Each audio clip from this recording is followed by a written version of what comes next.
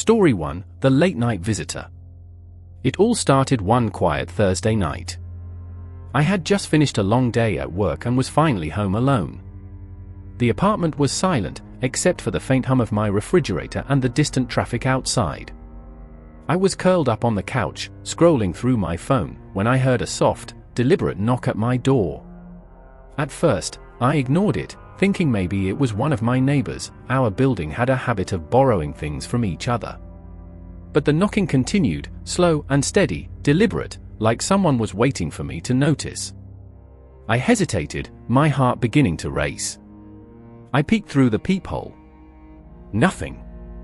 Just the dimly lit hallway, empty and quiet. I let out a nervous laugh and convinced myself it was probably nothing. I returned to the couch, but then a shadow passed across the top of my window.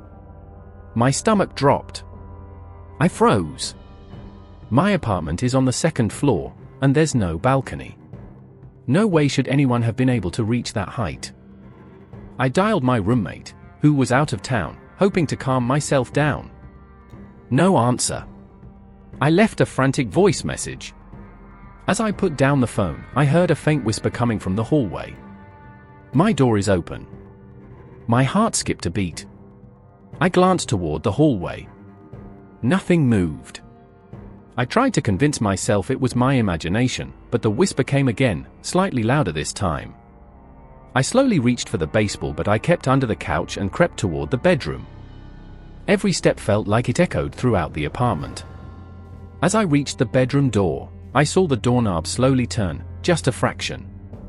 I froze. Every instinct screamed at me to run, but curiosity and fear kept me rooted in place. I dialed 911, my hands shaking violently. By the time the police arrived, the apartment was empty. No sign of forced entry. Nothing missing. It was as if whoever, or whatever, had been there simply vanished.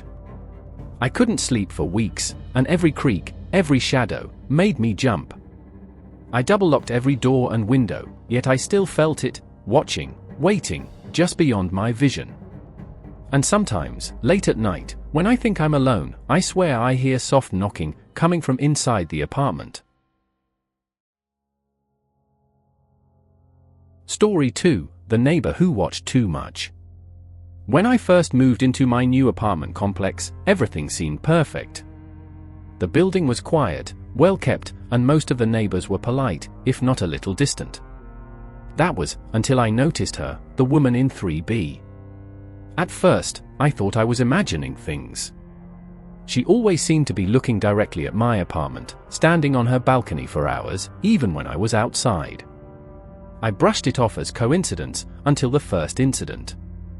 One early morning, around 5 a.m., I was leaving for work. The hallways were empty, the building silent. As I stepped outside, I froze. There she was, standing across from my window, staring straight at me.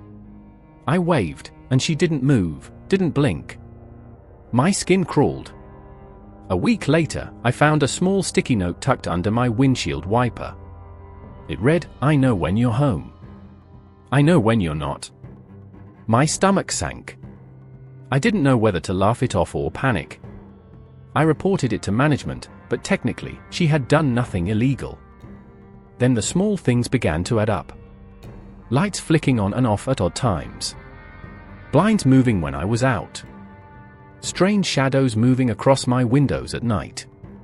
I even started noticing footprints in the snow outside my apartment door, leading away in the exact path I would take to leave my building. One night, unable to sleep, I heard a soft knock at my door, at 2:30 a.m. My hands were shaking as I peeked through the peephole. Empty hallway. Just my imagination? I thought. But then I heard the faintest rustle behind me. Turning quickly, I found a single Polaroid photo on the kitchen counter. It was me. Sleeping. Taken from my living room. I had no idea when or how it was done. I packed my things that night and moved out immediately. I never saw her again, but sometimes, I catch a glimpse of someone in the shadows, just standing and staring, and I can't shake the feeling that some people are watching, even when you think you're safe. Story 3: The Man Next Door. I lived in a quiet suburban neighborhood for most of my life. The kind of place where nothing ever seemed to happen. Neighbors waved, kids rode bikes until sunset, and doors were often left unlocked. That sense of safety is what made everything that followed so unsettling, because no one ever suspects danger when it lives right next door. The man moved in during the winter. He didn't introduce himself, didn't wave, didn't even look at anyone. He just showed up one day, hauling boxes into the house beside mine. I remember watching from my window as he worked in silence, never once looking up. Something about that stuck with me. At first, he was just there. I'd see him leave early in the morning and come back late at night. Always alone. Always quiet. Then I started noticing the little things. Every time I left my house, he was outside. Not doing anything in particular. Just standing near his driveway, pretending to check his phone. When I came home, his porch light would turn on. When I closed my curtains at night, his would close too, seconds later. I told myself I was being paranoid. One night, around midnight, I heard footsteps outside my bedroom window. Slow. Careful. I lay there frozen, listening as they stopped directly beneath me. Then, nothing. No sound. No movement. I didn't sleep at all that night. The next morning, I found muddy footprints leading from my backyard to his fence. Things escalated after that. I began finding objects moved inside my house. Doors unlocked that I knew I had locked. Once, I came home to find my TV on, paused on a frame of security camera footage from inside my own living room. That was when I installed cameras. For weeks, nothing happened. Then one night, I checked the footage before bed. At exactly 2:17 a.m., the camera in my backyard turned on. And there he was. Standing just inches from my window. Smiling. The police came. He denied everything. No evidence. No charges. 2 days later, his house was empty. No moving truck. No notice. Just gone. But sometimes, late at night, when I hear footsteps outside, I still wonder if he ever really left.